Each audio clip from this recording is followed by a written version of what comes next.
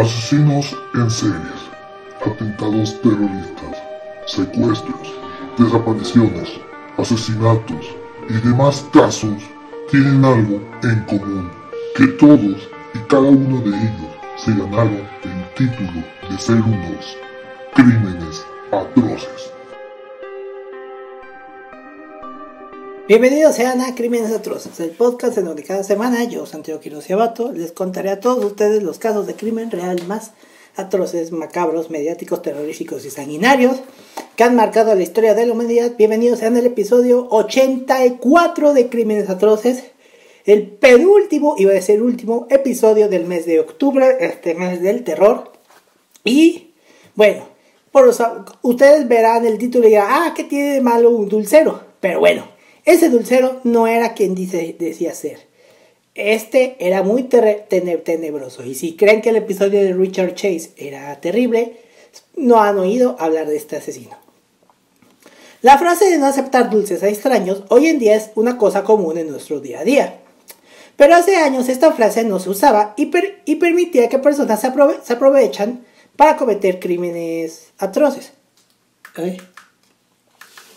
Hoy les contaré sobre un asesino que se aprovechó de su fama de dulcero para cometer terribles crímenes. Este es el caso de Dean Corll, The Candyman.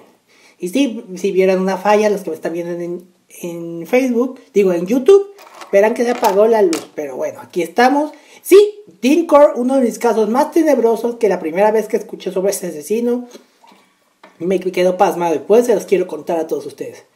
Primero vayamos por el principio.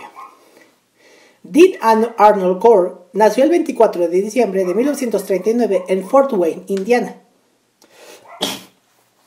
Fue el primer hijo del matrimonio conformado por Mary Emma Robinson y Arnold Edwin Corll. Su padre era muy estricto, mientras que su madre era marcadamente protectora. Su matrimonio se vio empañado por peleas frecuentes y la pareja se divorció en 1946, 4 años después del nacimiento de su hijo menor, Stanley Wayne Corll. Posteriormente, Mary vendió la casa familiar y se mudó a una casa rodante en Memphis, Tennessee, donde Arnold había sido reclutado en la Fuerza Aérea de los Estados Unidos después del divorcio, para permitir que sus hijos permanecieran en contacto con su padre. Corll era un niño tímido y serio, que rara vez socializaba con otros niños, pero al mismo tiempo mostraba preocupación por el bienestar de los demás. También era notablemente sensible a cualquier forma de crítica o rechazo. A la edad de 7 años, sufrió un caso no diagnosticado de fiebre reumática que no fue reconocido hasta que los médicos descubrieron que Corll tenía un soplo en 1950. Como resultado de este diagnóstico, se le dijo a Corll que evitara las clases de educación física en la escuela. Pues ya empezamos un poquito mal. Padre estricto, madre protectora, ¿qué puede salir mal? Los padres de Corll intentaron reconciliarse y se volvieron a casar en 1950, trasladándose posteriormente a Pasadena, Texas, un suburbio de Houston. Sin embargo, la reconciliación no duró y en 1953 la pareja se divorció una vez más y la madre volvió a conservar la custodia de sus 2 hijos y el divorcio se concedió por motivos amistosos y ambos niños mantuvieron un contacto regular con su padre. Tras el segundo divorcio, la madre de Corll se casó con un vendedor ambulante de relojes llamado Jake West. Sí, ya no veía la hora de casarse. La familia se mudó a una pequeña ciudad de Bydor, Texas, donde nació la media hermana de Corll, Joyce Jamie. La madre y el padrastro de Corll comenzaron una pequeña empresa familiar de dulces que inicialmente operaba desde el garaje de su casa. Desde los primeros días del negocio, Corll trabajó día y noche mientras todavía asistía a la escuela. Él y su hermano menor eran responsables de operar las máquinas para hacer dulces y empaquetar el producto, que su padrastro vendía en su ruta de ventas. Esta ruta a menudo implicaba que West viajara a Houston, donde se vendía la gran parte del producto. De 1954 a 1958, Corll asistió a la escuela secundaria Bydor, donde fue considerado un estudiante de buen comportamiento que obtuvo calificaciones satisfactorias. Como había sido el caso de su infancia, Cole también fue considerado un solitario, aunque se sabe que ocasionalmente salía con chicas en su adolescencia. En la escuela secundaria, el único interés importante de Cole era la banda de metales en la que tocaba el trombón. Cole se graduó de la escuela secundaria Baylor en el verano del 58. Poco después de él y su familia se mudaron a las afueras del norte de Houston para que el negocio de dulces de la familia pudiera estar más cerca de la ciudad donde se vendía la mayoría de su producto. La familia de Cole abrió una nueva tienda a la que llamaron Pecan Prince, en referencia a la marca del producto familiar. En 1960, a pedido de su madre, Cole se mudó a Yoder, Indiana, para vivir con su abuela viuda. Durante este tiempo, Cole formó una relación cercana con una chica local, aunque rechazó una propuesta de matrimonio posterior que ella le hizo en 1962. Cole vivió en Indiana durante casi 2 años, pero regresó a Houston en 1962 para ayudar con el negocio de dulces de su familia, que para esta fecha se había mudado a Houston Heights. Más tarde se mudó a un apartamento propio encima de la tienda. La madre de Cole se divorció de West en 1963 y abrió un nuevo negocio de dulces a la que llamó Cole Candy Company. Su hijo mayor fue nombrado vicepresidente de la nueva empresa familiar, pinche Nepo Baby, y su hermano menor Stanley fue nombrado secretario tesorero, otro Nepo Baby. El mismo año, uno de los empleados adolescentes de Cole Candy Company se quejó con la madre de Cole de que su hijo le había hecho insinuaciones sexuales. En respuesta, ella despidió al adolescente. Aquí empezamos con el interés de Cole con los jovencitos, como John Wayne Gacy. Cole fue reclutado por el ejército de los Estados Unidos el 10 de agosto de 1964 y asignado a Fort Polk, Luisiana, para entrenamiento básico. Más tarde fue asignado a Fort Benning, en Georgia, para entrenarse como reparador de radio antes de su asignación permanente a Fort Hood, Texas. Según los servicios oficiales militares oficiales, el periodo de servicio de Cole en el ejército fue intachable. Sin embargo, se dice que odiaba el servicio militar y solicitó una baja por dificultades con el argumento de que lo necesitaban en el negocio de su familia. El ejército concedió su solicitud y le dio una baja honorable el 11 de junio de 1962, después de 10 meses de servicio. Según se dice, Cole les contó a algunos de sus conocidos cercanos después de ser dado de baja del ejército que fue durante su periodo en el servicio cuando se dio cuenta por primera vez que era homosexual y tuvo sus primeros encuentros con homosexuales. Estamos hablando de un periodo que en el ejército era mal visto ser gay. Otros conocidos notaron cambios sutiles en los gestos de Cole cuando estaba en compañía de hombres adolescentes, después de haber completado su servicio y haber regresado a Houston, lo que lo llevó a creer que podía haber sido homosexual. Tras su baja honorable del ejército, Cole regresó a Houston Heights y retomó el puesto que había ocupado como vicepresidente de Cole Candy Company. El padrastro de Cole había conservado la propiedad del antiguo negocio de dulces de la familia Pecan Prince tras su divorcio con la madre de Cole en 1973, y la competencia entre las dos empresas era feroz. Como había sido el caso en su adolescencia, Cole aumentó el número de horas que dedicaba al negocio de los dulces para satisfacer la creciente demanda pública del producto de su familia. En 1962, Cole Candy Company se trasladó a la calle 22, justo al otro lado de la calle de la escuela primaria Helms. Se sabía que Cole daba dulces gratis a niños de la zona, en particular a los adolescentes. Y como resultado de este comportamiento se ganó los apodos de The Candyman, su nombre de asesino, y de Pied Piper, o el flautista de Hamelin, nombre basado en la novela, en el cuento del mismo nombre. La empresa empleaba una pequeña plantilla y se le vio comportarse de forma coqueta con varios empleados adolescentes varones, como John Wayne Gacy. También se sabe que Cole instaló una mesa de billar en la parte trasera de la fábrica de dulces donde se reunían los empleados y los jóvenes de la zona. Y aquí encontramos a un a quien sería el cómplice de Cole en los asesinatos. En 1967, Cole se hizo amigo de David Owen Brooks, de 12 años, entonces un estudiante de sexto grado con gafas y uno de los muchos niños a los que les daba dulces gratis. Brooks inicialmente se convirtió en uno de los muchos compañeros juveniles de Cole, socializando regularmente con Cole y varios adolescentes que se congregaban en la parte trasera de la fábrica de dulces. También se unió a Cole en los viajes regulares que hacía a las playas del sur de Texas en compañía de varios jóvenes. Y más tarde comentó que Cole fue el primer hombre adulto que no se burló de su apariencia. Siempre que Brooks le decía a Cole que necesitaba dinero en efectivo, Cole se lo daba, y el joven comenzó a ver a Cole como una figura paterna.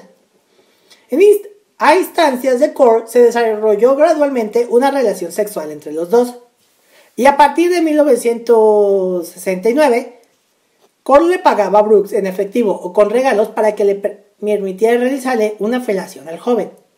¿Sí? Los padres de Brooks estaban divorciados, su padre vivía en Houston y su madre se había mudado a Beaumont, una ciudad a 85 millas, 140 kilómetros al este de Houston. En 1970, cuando tenía 15 años, Brooks abandonó la escuela secundaria Walter y se mudó a Beaumont para vivir con su madre. Siempre que visitaba a su padre en Houston, también visitaba a Cole, quien le permitía quedarse en su apartamento si lo deseaba. Más tarde ese año, Brooks se mudó de nuevo a Houston. Según su propia admisión posterior, Brooks comenzó a considerar el apartamento de Cole como su segundo hogar. Cuando Brooks abandonó la escuela secundaria, la madre de Cole y su media hermana Joyce se habían mudado a Colorado después del fracaso de su tercer matrimonio y el cierre de Cole Candy Company en junio del 68. Aunque a menudo hablaba con su hijo mayor por teléfono, su madre nunca lo volvió a ver. Tras el cierre de la empresa de dulces, Cole aceptó un trabajo como electricista de la Houston Lighting and Power Company, donde probaba sistemas de relés eléctricos. Trabajó en este empleo hasta el día de su muerte. Entre 1970 y 1973, se sabe que Cole mató mínimo de 28 víctimas. Todas sus víctimas eran varones entre los 13 y 20 años, la mayoría de los cuales estaban a la mitad de la adolescencia. La mayoría de las víctimas fueron secuestradas en Houston Heights, que entonces era un barrio de bajos ingresos al noroeste del centro de Texas. La mayoría de esos secuestros fueron asistidos por uno o ambos de sus cómplices adolescentes, David Owen Brooks y Elmer Wayne Henley. Ahorita verán la participación de Henley, de Wayne. Varias víctimas eran amigos de uno o ambos de los cómplices de Cole. Otros eran individuos con los que Cole se había familiarizado antes de su secuestro y asesinato. Y estas dos víctimas, Billy Baud y Gregory Malley Winkley, eran ex empleados de Cole Candy Company.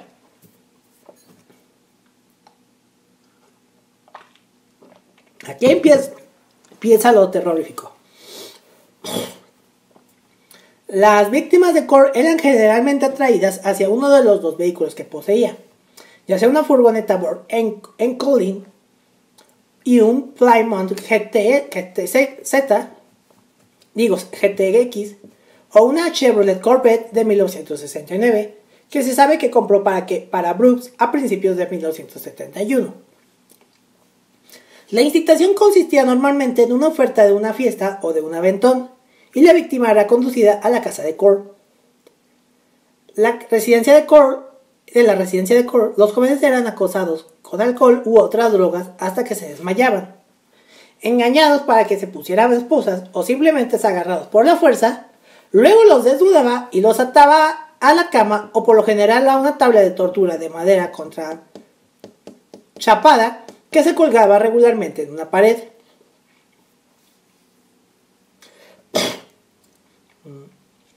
Una vez esposadas, las víctimas eran agredidas sexualmente, golpeadas, torturadas y a veces, después de varios días, asesinadas por estrangulamiento o por disparos de una pistola calibre 22. Luego ataron los cuerpos con láminas de plástico y los enterraron en uno de los cuatro lugares: un cobertizo para barcos alquilados en el suroeste de Houston, una playa en la península de Bolívar, un bosque cerca del lago Sam Rayburn, donde la familia de Cole tenía una cabaña de troncos junto al lago, y una playa en el condado de Jefferson. En varios casos, Cole obligó a sus víctimas a llamar por teléfono o a escribir a sus padres para explicarles sus ausencias, en un intento de calmar los temores de los padres por la seguridad de sus hijos. También se sabe que conservaba recuerdos, normalmente llaves de sus víctimas. Durante los años en los que secuestró y asesinó a sus víctimas, Cole a menudo cambiaba de dirección. Sin embargo, hasta que se mudó a Pasadena en la primavera del 73, siempre vivió en Houston Heights o cerca de allí.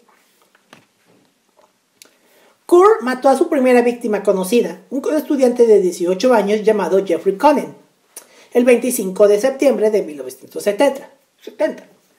Conen desapareció mientras hacía autostop por otro estudiante de la Universidad de Texas hacia la casa de sus padres en Houston.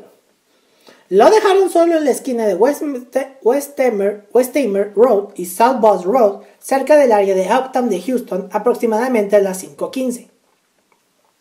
Es probable que Cole le ofreciera a Conen llevarlo a su casa, lo que Conen evidentemente aceptó.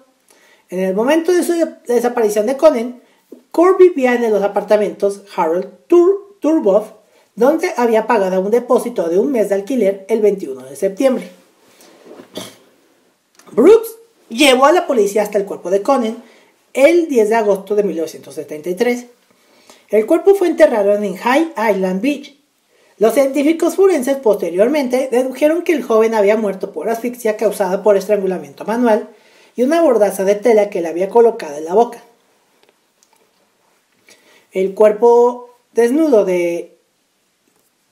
fue encontrado enterrado debajo de una gran roca, cubierta con una capa de cal envuelto en plástico y atados de pies y manos con cuerdas de nylon, lo que sugiere que había sido violado. Poco después del asesinato de Conen, Brooks interrumpió a Cole en el acto de agredir sexualmente a dos adolescentes a quienes Cole había atado en una cama con dosel.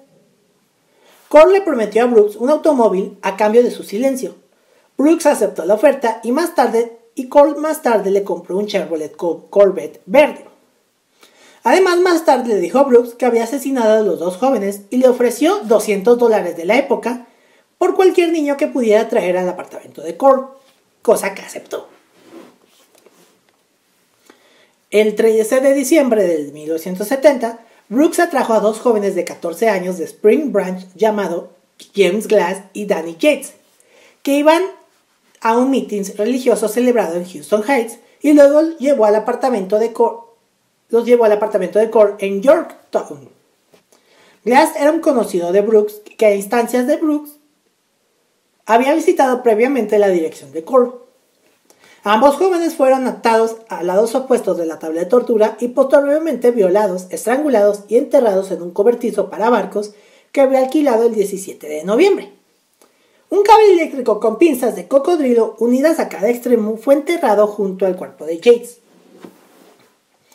6 semanas después del doble asesinato de Glass y Yates, el 30 de enero de 1971, Brooks y Cole se encontraron con dos hermanos adolescentes, Donald y Harry Waldrop, caminando hacia la casa de sus padres.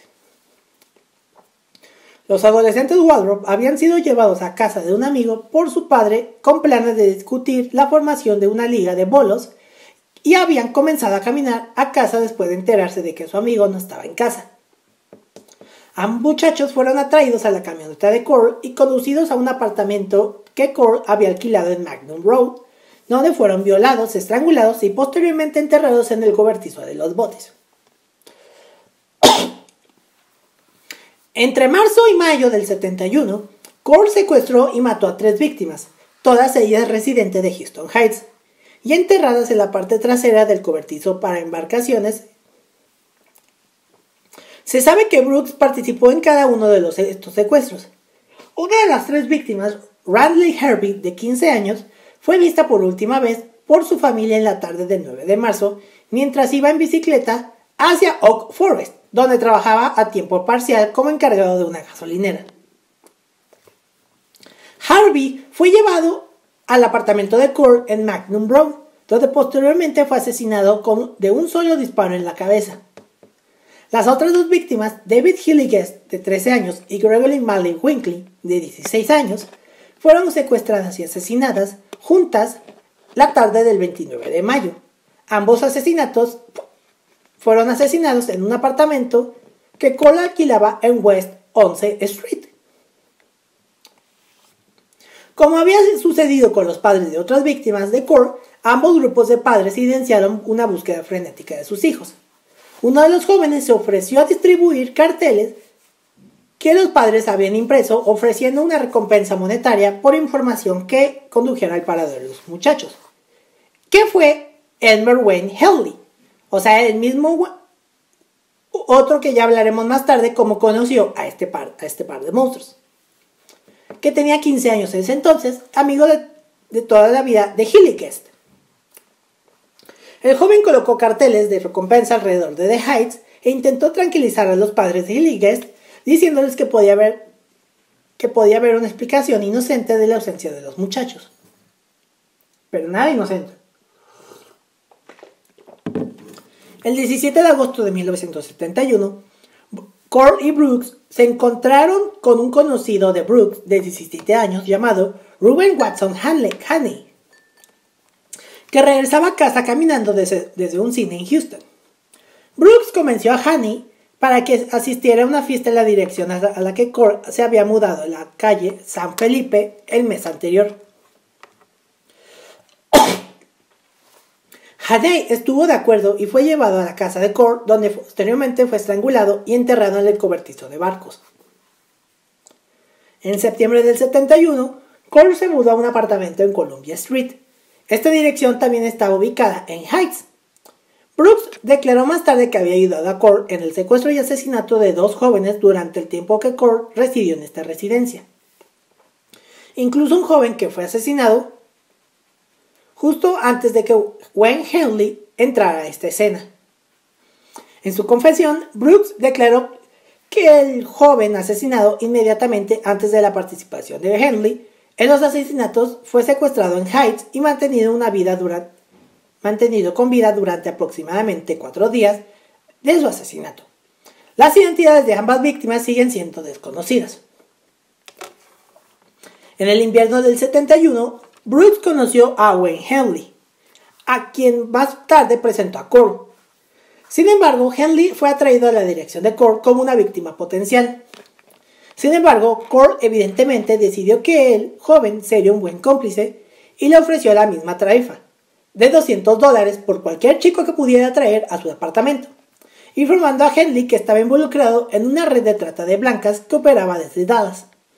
Cosa que no sabe, que hay una teoría que dice que sí pudo haber sido, pero esa teoría la leí y no la incluí en este episodio, o sea, me hace un poco perturbadora para contar. Henley declaró más tarde que durante varios meses ignoró la oferta de Cole, aunque mantuvo una relación con Cole y gradualmente comenzó a verlo como una especie de persona tipo hermano, cuya ética de trabajo admiraba y en que podía confiar. Al principio del 72 decidió aceptar la oferta de Cole porque él y su familia se encontraban en circunstancias financieras desesperadas. Henley dijo que el primer secuestro en el que participó ocurrió durante el tiempo en el que Cole residía en el número 925 de Shuttle Street, una dirección a la que se mudó el 19 de febrero. Brooks afirmó más tarde que Henley se involucró en los secuestros mientras Cole residía en la dirección que había ocupado inmediatamente antes de Shuttle Street. Si hay que creer la declaración de Henley, la víctima fue secuestrada de Heights en febrero o principios de marzo del 72. En la declaración que Henley le dio a la policía después de su arresto, el joven afirmó que él y Cole recogieron a un niño en la esquina de la 11 y Studwood y lo atrajo a la casa de Cole con la promesa de fumar un poco de marihuana con la pareja. En la residencia de Cole, utilizando la artimaña de que él y Cole habían preparado, Henley se esposó las manos detrás de su espalda y se liberó con una llave escondida en el bolsillo trasero. Luego engañó al joven para que se pusiera las esposas antes de observar a Cole, atarlo y amordazarlo. Henley luego dejó al joven solo con Cole, creyendo que lo venderían a la red de esclavitud sexual. Y se desconoce la identidad de esta primera víctima a quien Henley ayudó en el secuestro. Un mes después, el 24 de marzo de 1972, Henley, Brooks y Cole se encontraron con un conocido de 18 años de Henley llamado Frank Aguirre, que salía de un restaurante en Yale Street, donde el joven trabajaba. Henley llamó a Aguirre a la camioneta de Cole e invitó al joven a beber cervezas y fumar marihuana con el trío en el departamento de Cole. Aguirre estuvo de acuerdo y siguió al trío de la casa, a la casa de Cole en su Rambler. Después de la casa de Cole, Aguirre fumó marihuana con el trío antes de recoger un par de esposas que Cole había dejado en su mesa. En respuesta, Cole se abalanzó sobre Aguirre, lo empujó sobre la mesa y le posó las manos en la espalda. Henley afirmó más tarde que no sabía las verdaderas intenciones de Cole hacia Aguirre cuando había persuadido a su amigo para que lo acompañara a la casa de Cole. En una entrevista en el 2010, afirmó haber intentado persuadir a Cole de no atacar y matar a Aguirre una vez que Cole y Brooks habían atado y amordazado al joven. Sin embargo, Cole se negó, informando a Henley que había violado, torturado y asesinado a la víctima anterior a la que había ayudado a secuestrar, y que tenía la intención de hacer lo mismo con Aguirre. Henley posteriormente ayudó a Cole y a Brooks en el entierro de Aguirre en Hyde Island Beach. A pesar de las revelaciones de que Cole estaba en realidad matando a los muchachos que él y Brooks habían ayudado a secuestrar, Henley se convirtió en un participante activo en los secuestros y asesinatos. Un mes después, el 20 de abril, ayudó a Cole y Brooks en el secuestro de otro joven de 17 años, Mark Scott. Scott era muy conocido por Cole, Henley y Brooks. Fue elegido específicamente por Cole para ser su próxima víctima, ya que según Henley, recientemente había engañado a Cole en un trato relacionado con propiedad robada. Fue agarrado por la fuerza y luchó furiosamente contra los intentos de Cole de contenerlo, incluso intentando apuñalar a Cole con un cuchillo. Sin embargo, Scott vio a Henley apuntándole con una pistola y según Brooks, Scott simplemente se rindió, según lo que dijo.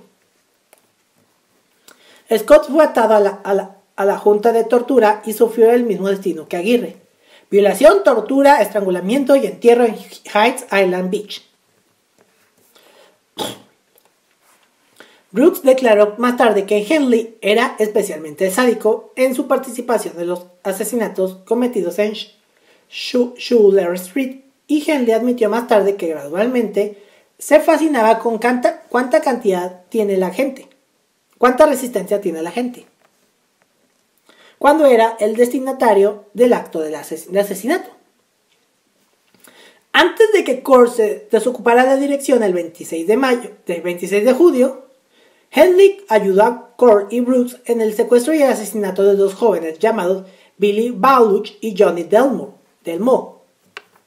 En la confesión de Brooks afirmó que ambos jóvenes fueron atados a la cama de Cole y después de su tortura y violación, Henley estranguló manualmente a Bauduch, luego gritó, cito, «¡Oye, Johnny!» y le disparó del hombro en la frente con la bala saliendo por la oreja del joven. Luego Delmo le suplicó a Henley, cito, «Wayne, por favor, no», antes de ser estrangulado, y ambos jóvenes fueron enterrados en Hyde Island Beach. Durante el tiempo que Cole residió en Schuler Street, el trío trajo a un joven de 19 años llamado William Riedinger a la casa. Riedinger fue atado en la tabla de madera contrachapada, torturado y abusado por Cole. Brooks afirmó más tarde que persuadió a Cole para que pidiera que Riedinger fuera liberado, y al joven se le permitió salir de la residencia. En otra ocasión, durante el tiempo que Cole residió en Schuler Street, Henry se dejó inconsciente a Brooks cuando entró a la casa. Luego Cole ató a Brooks a la cama y agredió al joven repetidamente antes de ser liberado. Y a pesar de la agresión, Brooks continuó ayudando a Cole en los secuestros de víctimas.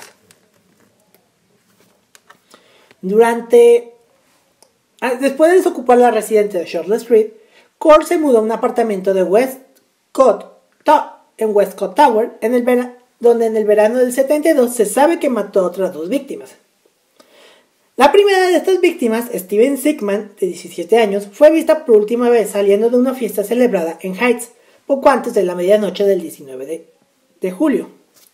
El joven fue golpeado salvajemente en el pecho con un instrumento contundente antes de ser estrangulado y enterrado en el cobertizo del barco.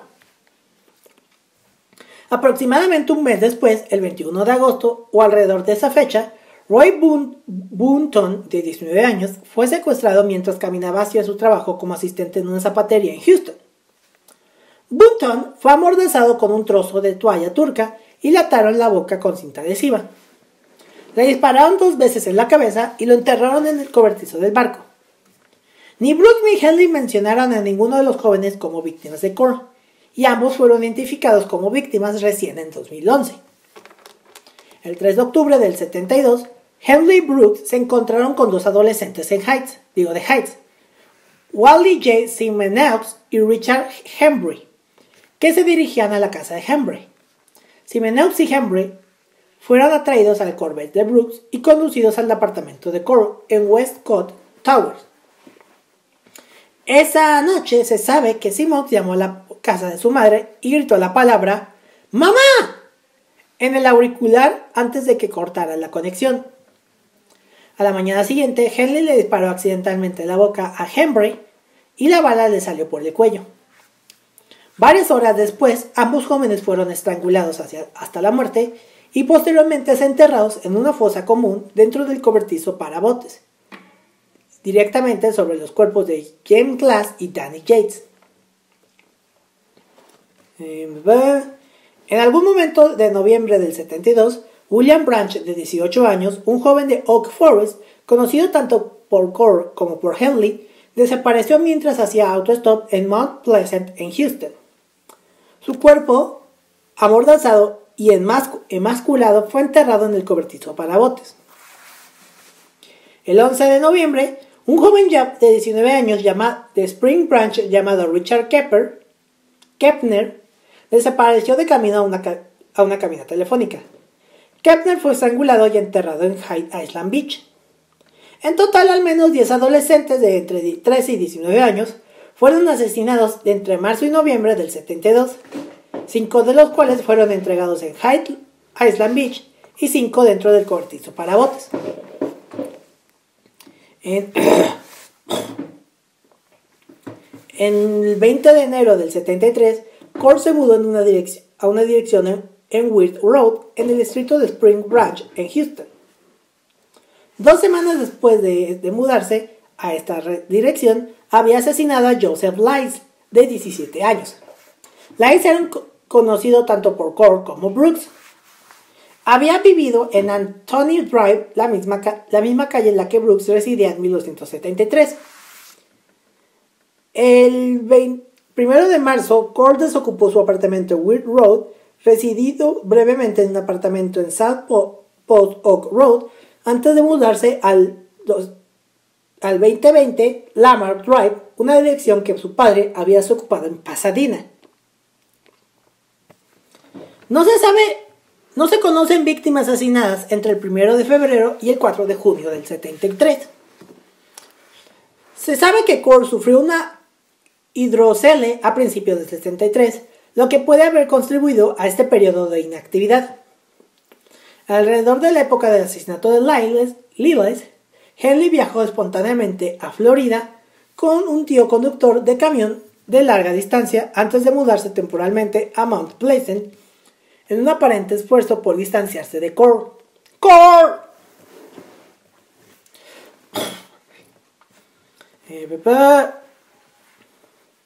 Estos hechos pueden explicar la repentina pausa de los asesinatos. Sin embargo, a partir de junio, la tasa de asesinatos de Core aumentó drásticamente y tanto Henley como Brooks testificaron más tarde sobre el aumento de nivel de brutalidad en los asesinatos cometidos mientras Core residía en Lamar Drive. Henley comparó más tarde la escala de Core con una sed de sangre, añadiendo que él y Brooks sabían instintivamente cuando Core iba a anunciar que, cito, necesitaba acabar con un chico nuevo. Debido al hecho de de que parecía inquieto fumando cigarros y haciendo movimientos reflejos. El 4 de junio, Cole y Henry secuestraron a William Ray Lawrence, de 15 años. El joven fue visto por última vez por su padre en la calle 31. Después de 3 días de abuso y tortura, Lawrence fue estrangulado antes de ser entregado en el lago Sam Rayburn. Menos de 2 semanas después, Raymond Stanley Blackburn, de 20 años, fue secuestrado y estrangulado y enterrado en el lago Sam Rayburn. El 6 de julio del 73, Henry comenzó a asistir a clases en la Coach Driving School en Ballaire, donde conoció a Homer Luis García, de 15 años. Al día siguiente, García telefonó a su madre para pedirle que iba a pasar la noche con un amigo. Le dispararon y lo dejaron desangrarse hasta morir en la bañera de Cole, antes de ser enterrado en el lago Sam Rayburn. 5 días después, el 12 de julio, John Sellers, de 17 años, del condado de Orange, fue atado, asesinado a tiros y enterrado en el Island Beach. En julio del 73, después de que Brooks se casara con su prometida embarazada, Henry se convirtió temporalmente en el único procurador de víctimas de Cole, ayudando en el secuestro y asesinato de 3 jóvenes de Heights entre el 19 y el 25 de julio. Henry afirmó que estos 3 secuestros fueron los únicos 3 que ocurrieron después de que él se convirtiera en cómplice de Cole, en los que Brooks no participó. Una de las 3 víctimas, Michael Bauch, de 15 años, hermano de la víctima anterior, Billy Bauch, fue visto por última vez por su familia el 19 de julio, cuando se iría a cortarse el pelo. Fue estrangulado y enterrado en el lago Sam Rayburn. Las otras 2 víctimas, Charles Coble y Marty Ray Jones, fueron secuestrados juntos en la tarde del 25 de julio. El propio Henley enterró más tarde los cuerpos de ambos jóvenes en el cobertizo de barcos. El 3 de agosto del 73, Cole mató a su última víctima, un chico de 13 años del sur de Houston llamado James Stanton Raymala. Raymala fue secuestrado por Cole mientras iba en bicicleta por Pasadena y conducido hasta Lamar Drive con el pretexto de recoger botellas de vidrio vacías para revenderlas. En la casa de Cole, Raymala fue atado en la tabla de tortura de Cole, violado, torturado y estrangulado con una cuerda antes de ser enterrado en el cobertizo de barco. Brooks describió más tarde a Raymala como un, cito, chico pequeño y rubio para el que había comprado una pizza y cuya compañía había pasado 45 minutos a la casa de Cole antes de que el joven fuera atacado. En la tarde del 7 de agosto del 73, Henry invitó a Timothy Corley Carley, de 20 años, a asistir a una fiesta en la residencia de Cole en Pasadena. Carley, un conocido casual de Cole, que estaba destinado a ser su próxima víctima, aceptó la oferta. Brooks no estaba presente en ese momento. Los 2 jóvenes llegaron a casa de Cole, donde olieron vapores de pintura y bebieron alcohol hasta la medianoche antes de salir de la casa prometiendo regresar pronto. Henry y Carley luego condujeron de regreso a Houston Heights y Carley estacionó su vehículo cerca de la casa de Henry. Los 2 salieron del vehículo y Henry, al escuchar conmoción al otro lado de la calle, que emanaba de la casa de su amiga de 15 años, Rhonda Lois Williams, caminando hacia su casa. Williams, que se recuperaba de un esguince de tobillo, había sido golpeada por su padre borracho esa noche y aceptó la invitación de Henry de unirse a él y Carley en la casa de Cole. Williams se subió al asiento trasero del Volkswagen de Carley. Luego el trío se dirigió a la residencia de Cole en Pasadena. Aproximadamente a las 3 de la mañana del 8 de agosto, Henry y Carley, acompañados por Williams, regresaron a la residencia de Cole. Cole estaba furioso porque Henry había traído a una niña a su casa, diciéndole en privado que había arruinado todo. Ya que todas las víctimas de Cole eran solamente hombres. Henry explicó que Williams había discutido con su padre esa noche y no deseaba regresar a casa. Cole pareció calmarse y le ofreció al trío cervezas y marihuana. Los tres adolescentes comenzaron a beber y fumar marihuana, y fumar marihuana.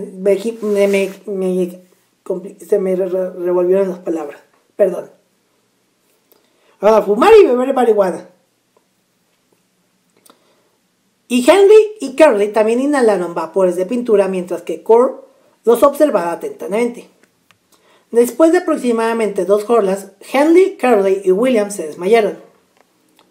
Henry se despertó y se encontró acostado boca abajo y Cole le estaba poniendo las esposas en las muñecas. Le habían cerrado la boca con cinta adhesiva y le habían atado los tobillos. Curly y Williams yacían junto al Henry, atados firmemente con una cuerda de nylon, amordazados con una cinta adhesiva y boca abajo en el suelo, y Curly había sido desnudado. Cole, al notar que Henry se había despertado, le quitó la mordaza de la boca. Henry protestó en vano contra las acciones de Cole, tras lo cual este reiteró que estaba enfadado por Henry por haber traído una chica a su casa y que tenían intención de matar a los tres después de haber agredido y torturado a Curly, diciéndole inicialmente, cito, «Hombre, la cagaste yendo a esa chica», antes de gritar, cito, «Los voy a matar a todos, pero primero voy a divertirme». Luego pateó repetidamente a Williams en el pecho antes de colocar una radio de transistores entre ella y Curly y subir el volumen al máximo. Cole levantó a Henry y lo arrastró hasta su cocina, donde le puso una pistola calibre 22 en el estómago y lo amenazó con dispararle. Henry cambió a Cole, prometiéndole participar en la tortura y el asesinato de Williams y Curly si Cole lo liberaba. Después de aproximadamente 30 minutos de discusión, Cole lo liberaba. Estuvo de acuerdo y desató a Henry. Luego llevó a Curly y Williams a su dormitorio y los ató al lado opuesto de su tabla de tortura. Curly boca abajo, Williams boca arriba. Luego le quitó la cinta adhesiva de la boca a Curly antes de informarle de sus intenciones de mirar hacia arriba por su ano, mientras Henry nuevamente comenzaba a inhalar vapores de pinturas en una bolsa de papel. Cole le entregó entonces a Henry un cuchillo de caza y le ordenó que le cortara la ropa a Williams, insistiendo en que mientras él violara y mataría a Curly, Henry haría lo mismo con Williams.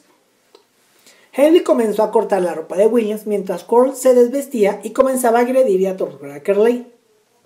Tanto Curly como Williams habían despertado en ese momento.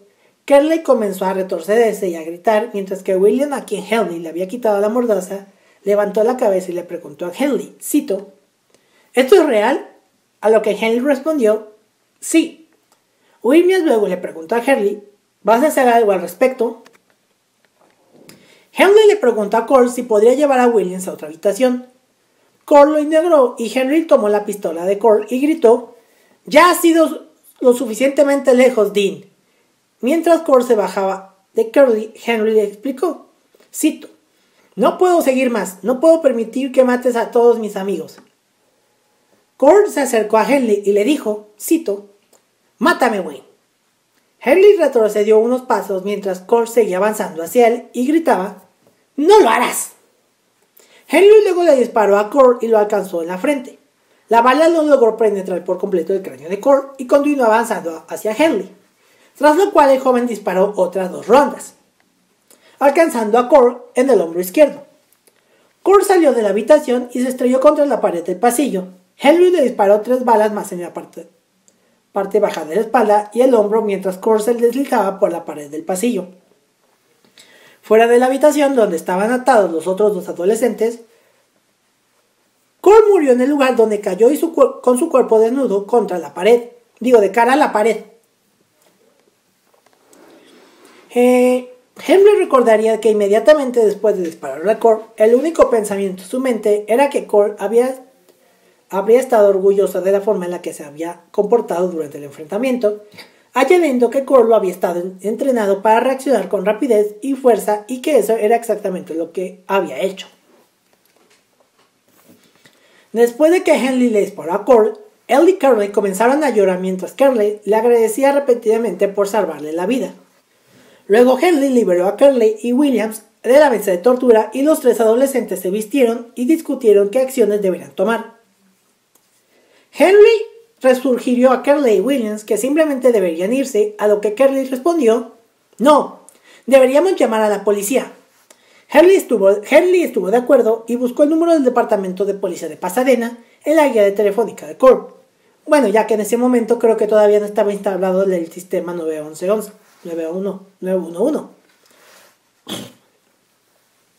A las 8:24 de la mañana del 8 de agosto del 73, Henley hizo una llamada al PPD. Su llamada fue respondida por la operadora llamada Beltman Lines. En su llamada, Henley espetó a la operadora, cito: será mejor que vengan aquí ahora mismo, acabo de matar a un hombre. Henley le dio la dirección a la operadora como el 2020 de la Lamar Street, Pasadena, mientras Curley Williams y Henry esperaban afuera de la casa de Core a que llegara la policía. Henley le mencionó a Curley que había hecho esos 4 o 5 veces. O sea, el matar a tiros. Minutos después, un coche patrulla del PPD llegó al 2020 de la Lamar Drive. Los tres estaban sentados en la casa afuera, en la acera afuera de la casa, y el oficial notó la pistola calibre 22 en la entrada cerca del trío. Dos de los tres estaban llorando. El hombre mayor simplemente miró fijamente al otro lado de la calle. El hombre más joven, que se identificó como Elmer Wayne Henley, le dijo al oficial que él era el individuo que había hecho la llamada e indicó que el cuerpo de Core estaba dentro de la casa. Después de confiscar la pistola y colocar a Henley, Williams y Curley dentro del coche patrulla, el oficial entró en el bungalow y descubrió el cuerpo de Core dentro del pasillo. El oficial le regresó al coche y le leyó a Henley sus derechos Miranda. En respuesta, Henley gritó: no me importa quién lo sepa, tengo que sacármelo del pecho. Curley le dijo más tarde a los detectives que antes de que el oficial de policía llegara a la Lamar Drive, Henley le había informado, cito: si no fueras mi amigo, podría haber conseguido $200 por ti. En la custodia del PPD, Henley fue interrogado inicialmente sobre el asesinato de Core.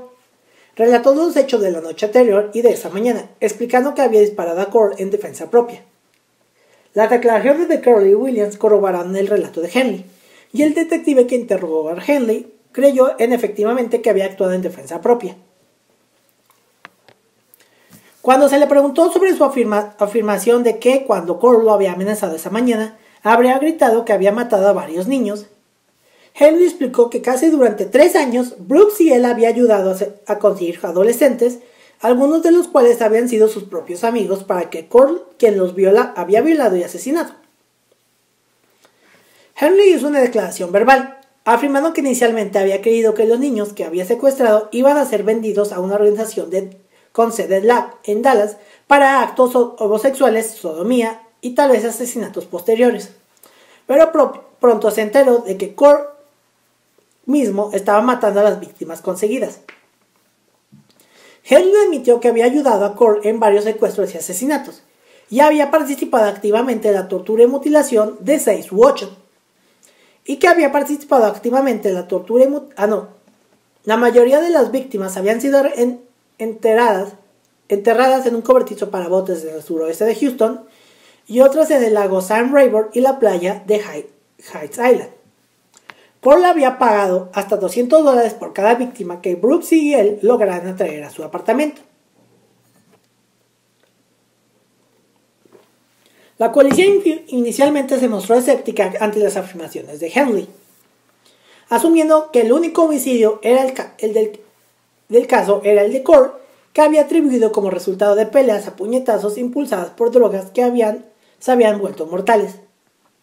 Sin embargo, Henley insistió bastante, y cuando recordó los nombres de 3 niños, Colby, Hilliges y Jones, que según afirmó él y Brooks habían conseguido para Core, la policía aceptó que había algo de cierto a sus afirmaciones, ya que los 3 adolescentes estaban registrados como desaparecidos en la sede del Departamento de la Policía de Houston. Hilliges había sido reportado como desaparecido en el verano del 71 y los otros 2 niños estaba desaparecido durante solo 2 semanas. Además, el piso de la habitación donde habían atado a los 3 adolescentes estaba cubierto con una gruesa lámina de plástico. La policía también encontró una tabla de tortura de madera contrachapada de 8 por 3 pies, unas 2,44 por 0,91 metros, con esposas unidas a una cuerda de nylon en las 2 esquinas y las cuerdas de nylon en las otras 2. También se encontraron en la dirección de Core una gran cantidad de un gran cuchillo de caza, rollos de plástico transparente del mismo tipo que se usaban para cubrir el piso, una radio portátil conectada a un par de pilas secas para aumentar el volumen, un motor eléctrico con cables sueltos conectados, 8 pares de esposas, varios consoladores, tubos de vidrio delgado y trozos de cuerda. La furgoneta Ford Econoline de Core, aparcada en la entrada, daba una impresión similar. Las ventanas traseras de la furgoneta estaban selladas con cortinas azules opacas. En la parte trasera del vehículo, la policía encontró un rollo de cuerda, un trozo de alfombra beige cubierto de manchas de tierra y una caja de madera con agujeros de ventilación perforados en los lados. Las paredes del tablero perforado en el interior de la parte trasera de la furgoneta estaban equipadas con varios anillos y ganchos. Otra caja de madera con agujeros de ventilación perforados en los 2 lados fue encontrada en el patio trasero de Core. Dentro de esa caja había varios mechones de de cabello malo. Henry aceptó acompañar a la policía al cobertizo para barcos de Core en el suroeste de Houston, donde afirmó que podían encontrar los cuerpos de la mayoría de las víctimas. Dentro del cobertizo para barcos, la policía encontró un auto robado medio desmantelado, una bicicleta de niño y un gran tambor de hierro, contenedores de agua, 2 sacos de cal y una bolsa de plástico llena de ropa de adolescentes.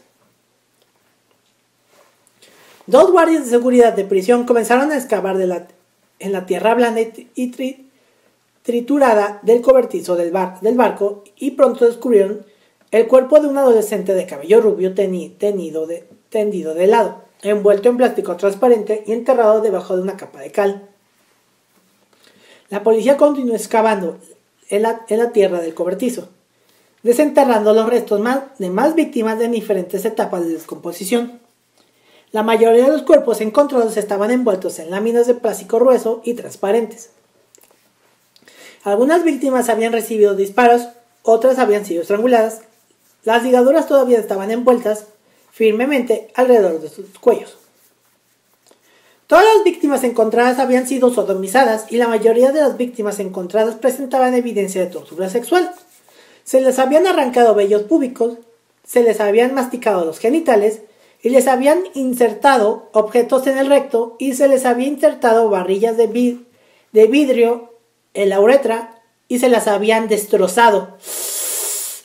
Hasta a mí me dolió. También se había insertado trapos de tela en las bocas de las víctimas, se les había enrollado cinta adhesiva alrededor de la cara para amortiguar los gritos. La lengua de la primera víctima descubierta sobresalía más de 1 pulgada más allá del margen del diente. La boca de la tercera víctima desenterrada el 8 de agosto estaba tan abierta que todos los dientes superiores e inferiores eran visibles, lo que llevó a los investigadores a teorizar que el joven había muerto gritando. Después de que se completó la recuperación del 8º cuerpo del cobertizo del barco a las 11:55, la búsqueda de más cuerpos se interrumpió hasta el día siguiente. Acompañado de su padre, Brooks se presentó a la sede del HPD la tarde del 8 de agosto y dio una declaración en la cual negó cualquier conocimiento o participación de los asesinatos, pero admitió haber sabido que Core había violado y asesinado a 2 adolescentes en 1970. Y nombró a 2 jóvenes, Ruben Haney y Mark Scott, a quienes había visto en compañía de Core inmediatamente antes de sus desapariciones. En la mañana del 9 de agosto, Henley hizo una declaración escrita completa detallando su participación y la de Brooks con Core en el secuestro y asesinato de numerosas víctimas. En una conversión, Henley admitió sin reparos haber asesinado personalmente a aproximadamente 9 jóvenes y haber ayudado a Core a estrangular a otras. afirmó que los únicos 3 secuestros y asesinatos en los que Brooks no les había ayudado a él ni a Cole se cometieron en el verano del 73. Esa tarde Henley acompañó a la policía al lago Sam Rayburn, donde Ellie Brooks y Cole habían enterrado a 4 víctimas asesinadas ese año. Se encontraron 2 cuerpos más en tumbas poco profundas y empapadas de cal ubicadas cerca de un camino de tierra. Dentro de la cabaña de troncos junto al lago propiedad de la familia de Cole, la policía encontró una segunda tabla de tortura de madera contrachapada, rollos de láminas de plástico, palas y un saco de cal. La policía encontró 9 cuerpos adicionales en el cobertizo de bote el 9 de agosto. Estos cuerpos fueron recuperados entre las 12:05 y las 8:30 p.m. Y todos estaban en un avanzado estado de descomposición. El 10º cuerpo desenterrado mostró evidencia de mutilación sexual, ya que los genitales cercanos de la víctima fueron encontrados dentro de la bolsa de plástico sellada colocada al lado del cuerpo. Otra víctima desenterrada tenía varias costillas fracturadas. Los cuerpos 13º y 14º desenterrados tenían tarjeta de identificación que nombraban las víctimas como Donald y Harry Waldrop.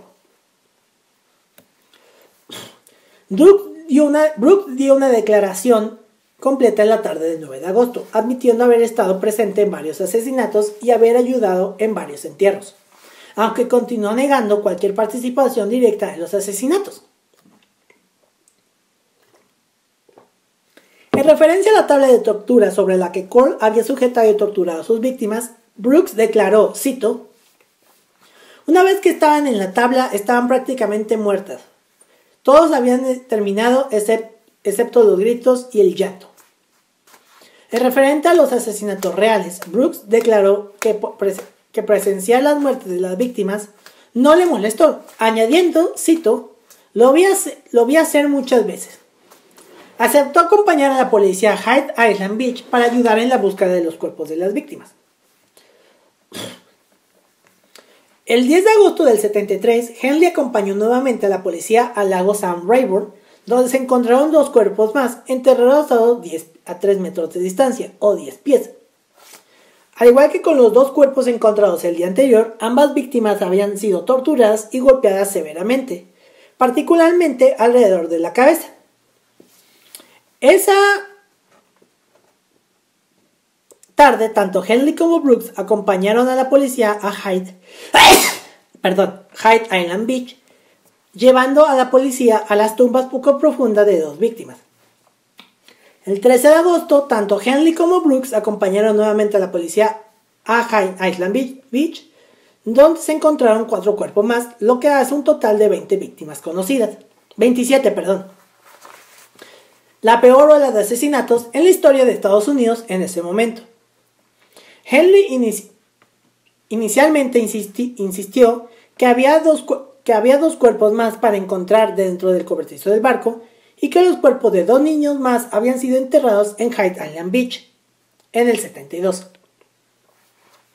En su momento, la ola de asesinatos fue el peor caso de asesinato en serie en términos de números de víctimas en los Estados Unidos, superando los 25 asesinatos atribuidos a Juan Corona, quien había sido arrestado en California el 27 en 1971 por matar a 25 hombres.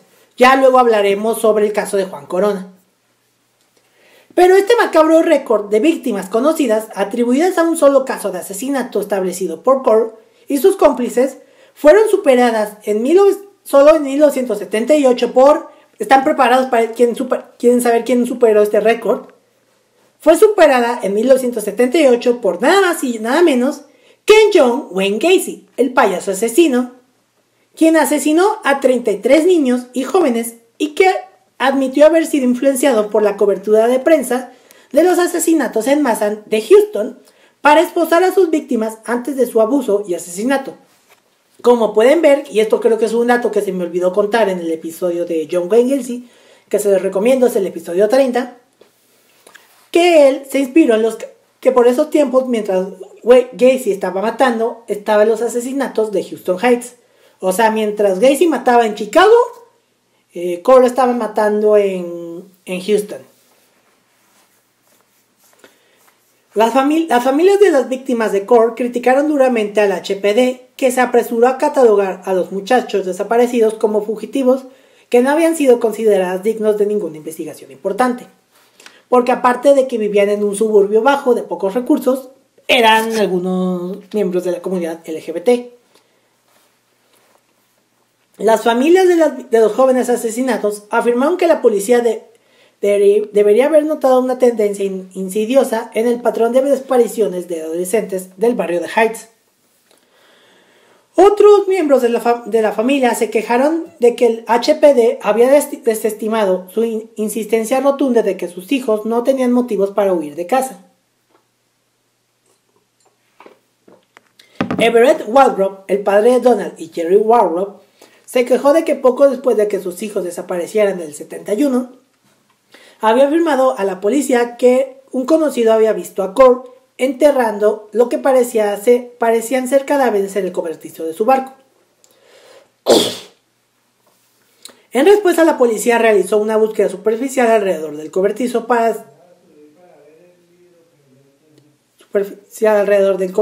antes de desestimar los informes como un engaño. Waldrop declaró que en una de las muchas ocasiones que visitó el HPD,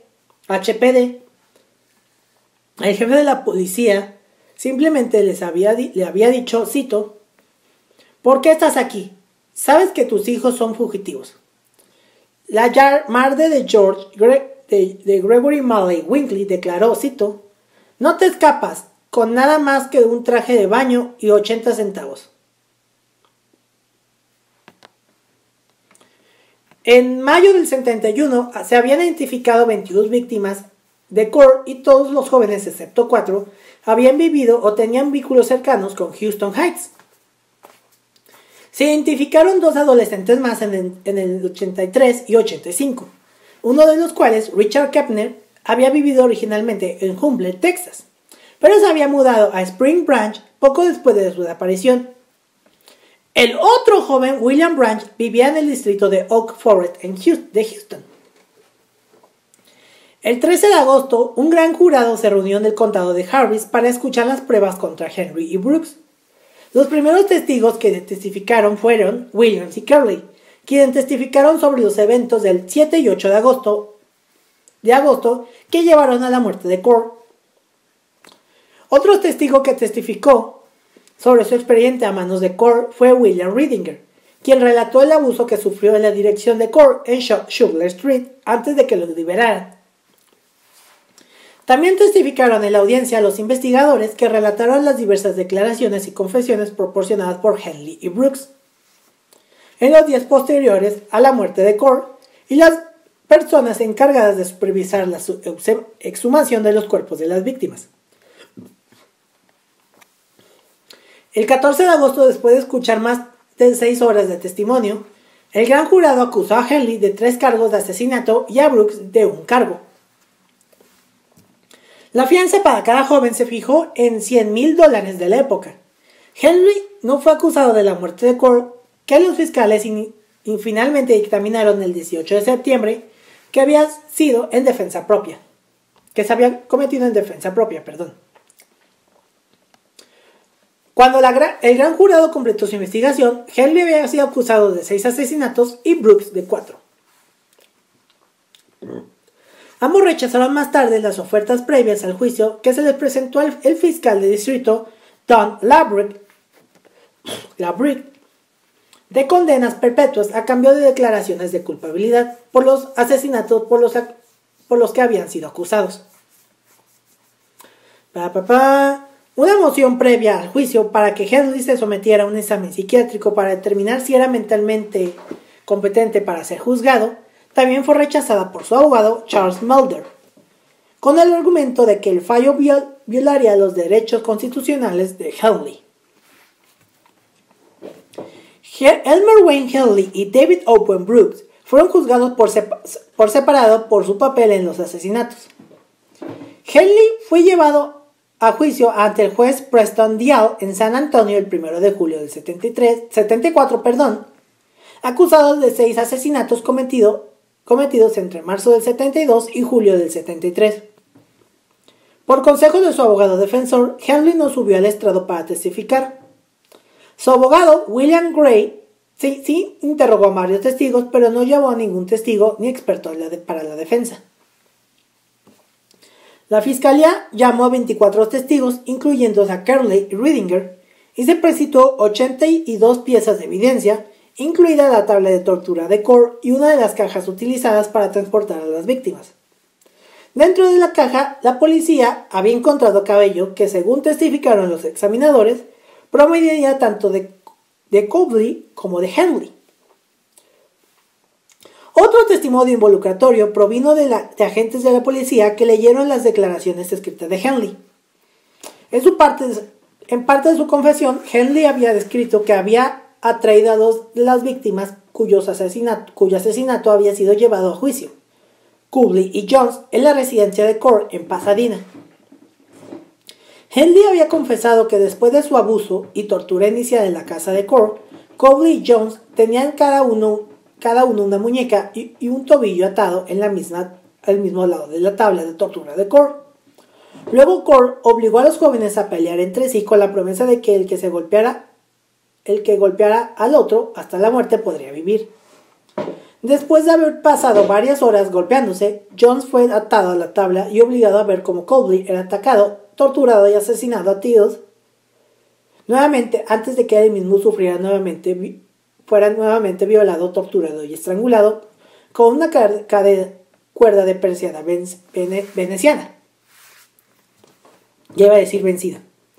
Cobley y Jones fueron asesinados el 27 de julio del 73, 2 días después de que se denunciaran su desaparición. Los padres de varias víctimas tuvieron que abandonar la sala del tribunal para recuperar la compostura mientras la policía y los médicos forenses describen cómo sus familiares habían sido torturados y asesinados.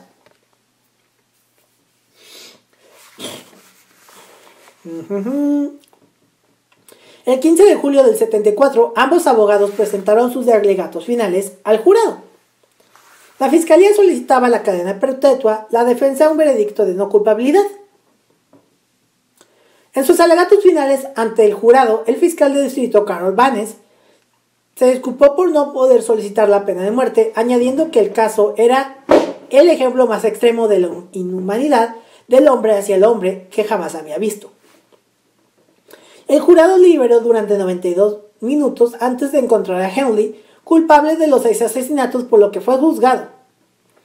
Al día siguiente, el 16 de julio, procedimientos formales para sentenciar a Henley por los 6 veredictos de culpabilidad comenzaron y el 8 de agosto el juez Preston Dial ordenó que Henley cumpliera cada sentencia de 99 años consecutivas, una totalización de 594 años, y fue transferido a la Universidad Huntsville para comenzar formalmente su sentencia. Henley apeló su sentencia y condena, alegando que el jurado en su juicio inicial no había sido aislado.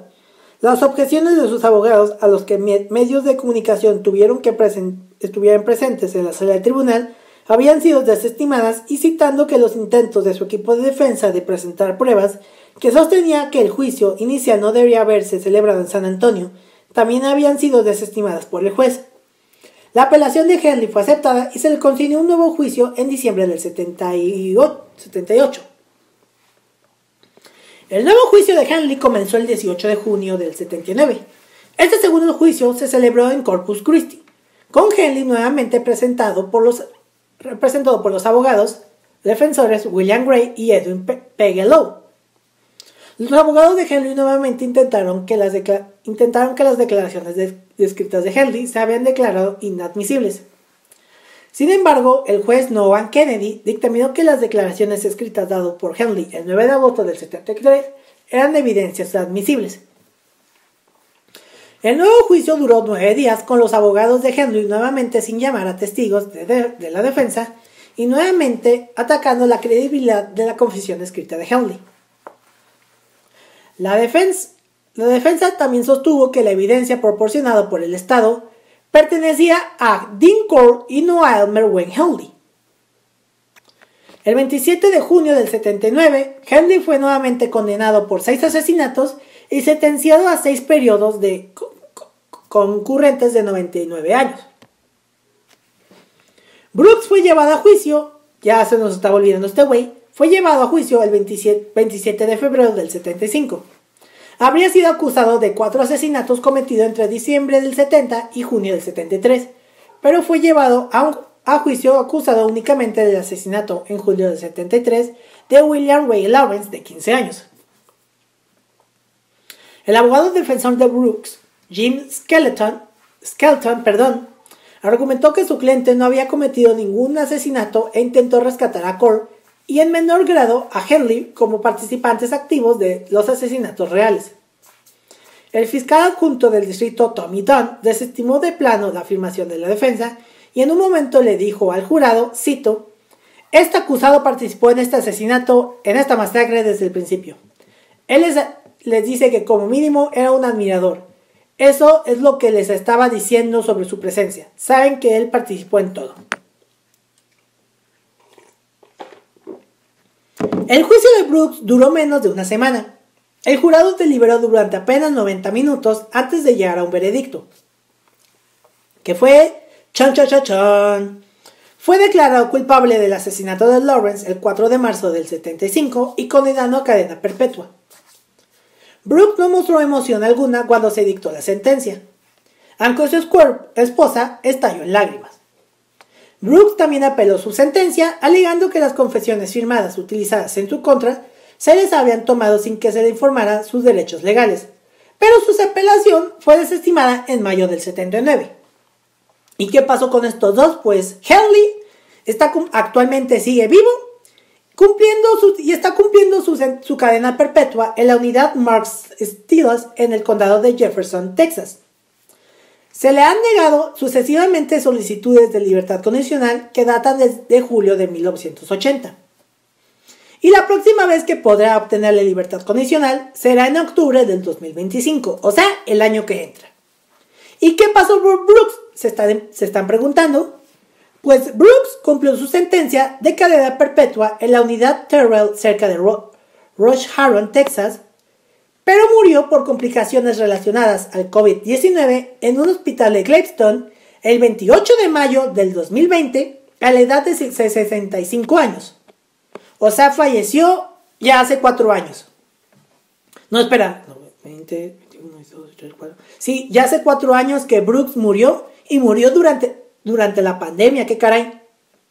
Y Brooks está enterrado en el cementerio Captain Joe Bright en el condado de Walker. Y bueno, este fue el terrible caso de Dean Corll de Candyman. Un caso que ya nos hace dudar y nos hace pensar 2 veces antes de decirle a alguien que sí queremos ese dulce y subirnos a su camioneta. Que por favor no lo hagan, porque si no pueden ser víctimas del Candyman. No de este Candyman porque ya falleció, sino de otros posibles Candyman en futuros cercanos. Pero bueno, ¿qué tal les pareció este caso? Este caso fue muy perturbador. La primera vez que lo escuché sí me perturbó bastante. Pero espérense que la siguiente semana, como que concluimos el mes de octubre, tenemos el caso de un caníbal. ¿Qué caníbal será? Espérense la siguiente semana. Por lo tanto, síganos en redes sociales. Estamos en Instagram como @crimenesatrocespodcast y en Twitter como @crimenesatroces. Y a mí me pueden encontrar en Twitter como @santiqs99 y en Instagram como @santiqs99. Con esto nos despedimos, nos vemos y nos escuchamos la próxima semana. Hasta la próxima, muchas gracias. Asesinos en series, atentados terroristas, secuestros, desapariciones, asesinatos y demás casos tienen algo en común, que todos y cada uno de ellos se ganaron el título de ser unos crímenes atroces.